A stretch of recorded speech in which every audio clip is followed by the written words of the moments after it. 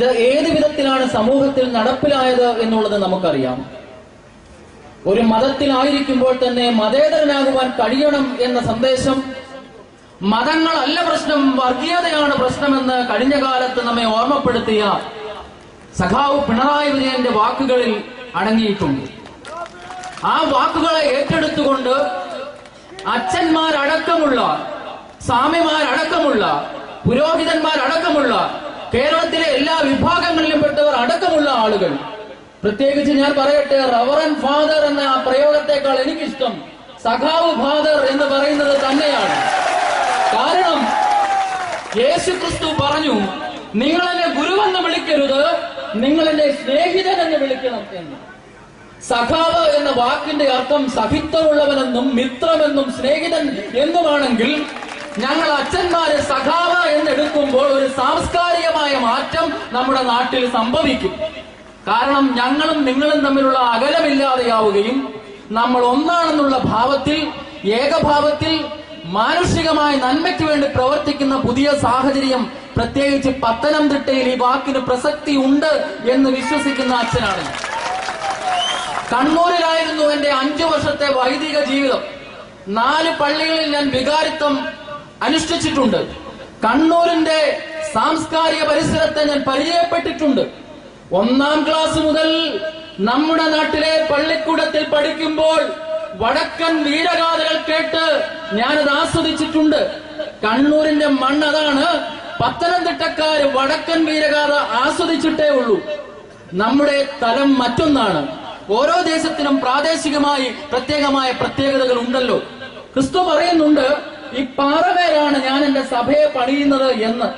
നമ്മുടെ ആദരണീയനായ നേതാവിന്റെ ജന്മസ്ഥലമായ പിണറായിയിലെ പാറപ്പുറത്താണല്ലോ ഈ നാട്ടിലെ അടിസ്ഥാന വർഗത്തിന് വേണ്ടിയുള്ള ആദ്യത്തെ യോഗം നടന്നത് എന്ന് നമ്മൾ ഓർക്കുമ്പോൾ, ആ പാറപ്പുറവും ഈ പാറപ്പുറവും എന്ന് പല പാറപ്പുറങ്ങളൊന്നും ലോകത്തില്ല, ഉറപ്പ് എന്നാണ് അതിന്റെ അർത്ഥം. പിണർ എന്ന് പറഞ്ഞാൽ മിന്നൽ കൊടി, പ്രകാശത്തെ സൂചിപ്പിക്കുന്നതാണ്. ഞാൻ ഇന്നലെ നിഘണ്ടു എടുത്ത് നോക്കി, ഇതിന് മറ്റൊരു അർത്ഥമുണ്ടോ? ഉണ്ട്. പിണർ എന്ന വാക്കിന്റെ അർത്ഥം ഉറപ്പുള്ളത് എന്നാണ്.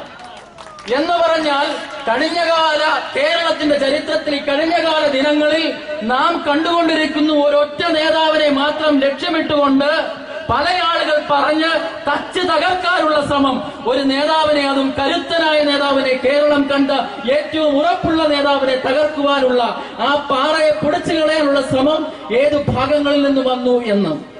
ആ ശ്രമം എന്തുകൊണ്ടാണ്? അവർ സമരം ചെയ്യുവാൻ ശക്തിയില്ലാത്തവരായതുകൊണ്ടാണ്. സമരം എങ്ങനെയാണ് ആരംഭിച്ചത്? വയലാറിൽ നിന്നാണ്. വയലാർ എന്ന കവി, കമ്മ്യൂണിസ്റ്റ് കവിത്രയത്തിലെ ഏറ്റവും പ്രധാനിയായിട്ടുള്ള കവി പറഞ്ഞില്ലേ, മരക്കുരിശിന്റെ വിരിഞ്ഞ മാറിൽ മനുഷ്യപുത്രനെ തറച്ച് ഏൽപ്പിച്ചപ്പോൾ ഉയർന്നതില്ല പരിഭവങ്ങൾ പരിദേവനങ്ങൾ എന്ന്. അദ്ദേഹം പാടിയത് മഷിയാ ചരിത്രത്തിന് വേണ്ടിയല്ല, വിഷവൃക്ഷം എന്ന നാടകത്തിന് വേണ്ടിയാണ് വയലാർ ആ ഗാനം എഴുതിയത്.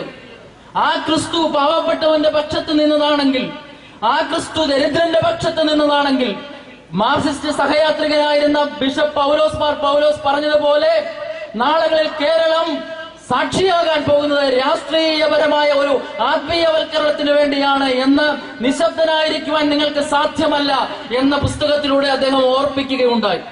ഞാൻ ഉൾപ്പെടുന്ന ഓർത്തഡോക്സ് സഭയിലെ പരിശുദ്ധ കാതോലിക്ക ബാവയോട് ഒരാൾ ഇന്റർവ്യൂ നടത്തിയപ്പോൾ പറയുകയാണ്, സഭയ്ക്ക് രാഷ്ട്രീയത്തിൽ ഇടപെടുന്നതിന് ഒരു പ്രശ്നമില്ലെന്നേ, ഇഷ്ടം പോലെ മനുഷ്യന്റെ താല്പര്യം അനുസരിച്ച് അവർ ഇടപെട്ടോട്ടെന്നേ, അതാണ് എന്റെ ഇഷ്ടമനുസരിച്ച് ആ സഭയിലെ അച്ഛനായ ഞാൻ ഇടതുപക്ഷത്ത് നിൽക്കുന്നത് എന്ന് പറയുന്നതിന് എനിക്ക് യാതൊരു കുറവുമില്ല.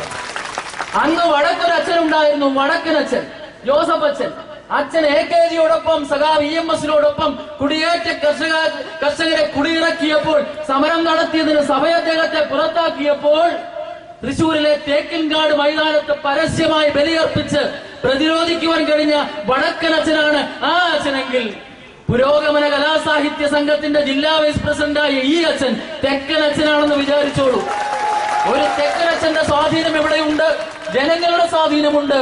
ആ സ്വാധീനത്തിലൂടെ വരും കാലങ്ങളിൽ ശക്തനായ ഈ നേതാവിലൂടെ സഖാവ് പിണറായിയിലൂടെ കണ്ണായ ഊരായ കണ്ണൂരിൽ നിന്ന് കേരളത്തിന്റെ ഇങ്ങോളമുള്ള സ്ഥലങ്ങളിലേക്ക് അജയ്യമായ ഒരു രാഷ്ട്രീയ തിരിച്ചുവരവിന്റെ കഥയുണ്ടാകും. ഈ നാട്ടിലെ സാമാന്യ ജനങ്ങളുടെ അടിസ്ഥാനപരമായ ആവശ്യങ്ങൾക്ക് ഒപ്പം നിൽക്കാൻ കഴിയുന്ന അധികാര കേന്ദ്രങ്ങളിൽ എത്തിക്കഴിയുമ്പോൾ ജനസമൂഹത്തെ വിസ്മരിക്കുന്ന ആ കാലഘട്ടത്തിൽ ഒരു അറുതി ഉണ്ടാകും. കേരള രക്ഷാ മാർച്ച് എന്ന തലക്കെട്ടിലേക്ക് എത്ര സ്വീകാര്യമാണ്. കാരണം രക്ഷകൻ എന്ന് പറയുമ്പോൾ ക്രിസ്തുവിനെയാണ് നമ്മൾ ഓർക്കുന്നത്. രക്ഷ എന്ന വാക്ക് സോറ്റീരിയ എന്ന് പറയുന്ന ഗ്രീക്ക് പദത്തിൽ നിന്ന് ആണ് വന്നിരിക്കുന്നത്. അങ്ങ് ദൂരെ പല പല സംസ്കാരങ്ങളിൽ വന്ന ആ രക്ഷ എന്ന വാക്കിന് ഒരർത്ഥമുള്ളത് ഭൗതികമായ, ആത്മീയമായ, സാമൂഹികമായ ഉയർച്ചയും ഉത്കർഷവും പിന്നെ അതിന്റെ തുടർക്കാലങ്ങളിലെ പരിപോഷണവും എന്നാണെങ്കിൽ സാമൂഹിക ജീവിതത്തിൽ അടിസ്ഥാനവർഗ ജനതയെ പരിപോഷിപ്പിക്കുവാൻ ശക്തനായ കരുത്തുള്ള ഒരു നേതാവിനെ മുന്നിൽ നിർത്തിക്കൊണ്ട് അദ്ദേഹത്തെ മാത്രം ഉന്നം വെച്ച് തകർക്കുവാൻ ശ്രമിക്കുന്ന വിരുദ്ധ ശക്തികളെ തച്ചുടച്ചുകൊണ്ട് ഇത്തരം ശക്തന്മാരായിട്ടുള്ള തകരാത്ത ഉറപ്പുള്ള കാരിരുമ്പിന്റെ കരുത്തുള്ള നേതാക്കന്മാർ നമുക്കുണ്ടെങ്കിൽ മതം മനുഷ്യനെ മയക്കുന്ന കറുപ്പാണെന്ന് പറഞ്ഞ മാർക്സിന്റെ സിദ്ധാന്തത്തെ വീണ്ടും എടുത്ത് ചിന്തിച്ചുകൊണ്ട് കാലാകാലങ്ങളായി വർഗീയമെന്ന വിഷം നമ്മുടെ ഇടയിലേക്ക് ന്യൂനപക്ഷ ഭൂരിപക്ഷ രീതിയിൽ കൊണ്ടുവന്ന് നമ്മളെ തകർക്കാൻ ശ്രമിച്ചിട്ടുള്ള ആ മതപരമായ ഭിന്നതകളെ അകറ്റി നിർത്തുവാൻ മതേതര ശക്തിക്ക് ഉറപ്പും ബലവും പ്രദാനം ചെയ്യാൻ കഴിയുന്ന നേതാവിന് സകലവിധമായ പിന്തുണകളും അർപ്പിക്കണമെന്ന് ആഹ്വാനം ചെയ്തുകൊണ്ട് നമ്മൾ നൽകിയ പത്തനംതിട്ട എന്ന് പറയുമ്പോൾ തിട്ടമേൽ പത്തനം പണിതിരിക്കുകയാണ്. തിട്ടമേൽ പത്തനമുള്ളത് കൊണ്ടാണല്ലോ പത്തനംതിട്ട. മലമേലിരിക്കുന്ന